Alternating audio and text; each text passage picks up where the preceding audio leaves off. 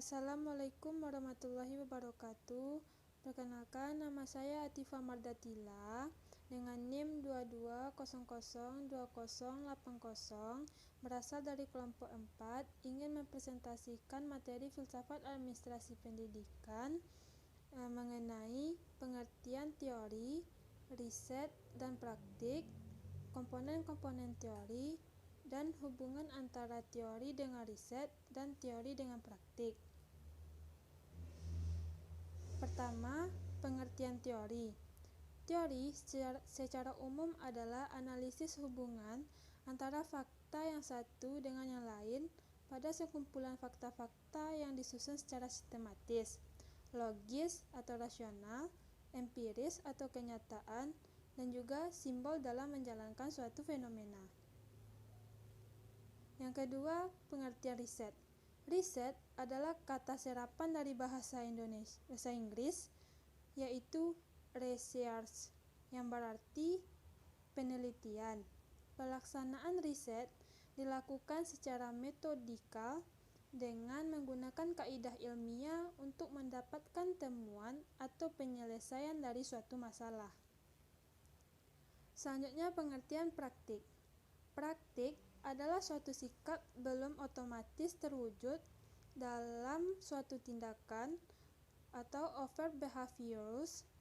Untuk terwujudnya sikap menjadi suatu perbedaan nyata, diperlukan faktor pendukung dan kondisi yang memungkinkan, antara lain adalah fasilitas.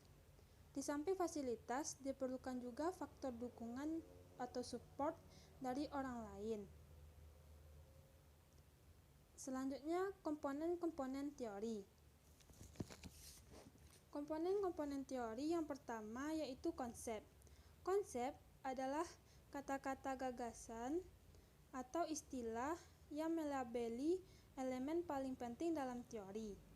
Yang kedua, hubungan atau relationship, yaitu cara di mana sebuah konsep teori digabungkan.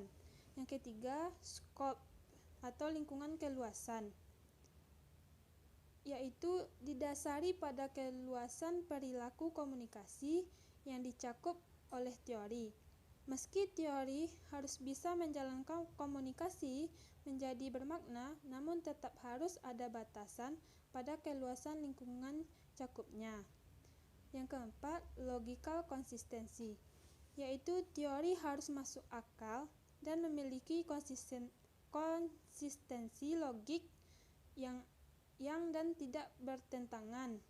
Teori harus dapat membuat penjelasan yang baik, yang menunjukkan bahwa konsep-konsep saling bekerja sama dan hasil apa yang didapat dari interaksinya.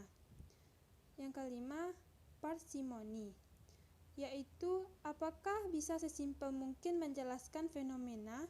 Jika sebuah teori dapat menjelaskan perilaku komunikator hanya dengan satu konsep, tidak perlu lagi menggunakan konsep-konsep lainnya. Yang keenam, utility. Teori seharusnya dapat menjelaskan elemen-elemen komunikasi yang tadinya tidak jelas. Yang ketujuh, testability, yaitu mengacu kepada kemampuan untuk menginvestigasi keakuratan teori. Yang kedelapan, heurisme, yaitu apakah teori telah digunakan dalam penelitian secara intensif untuk menciptakan cara baru berpikir mengenai komunikasi. Yang kesembilan, test of time, sudah berapa lama sebuah teori digunakan dalam penelitian komunikasi. Selanjutnya, hubungan teori dengan riset. Hubungan teori dengan riset adalah suatu kombinasi yang timbal balik atau mutual contribution.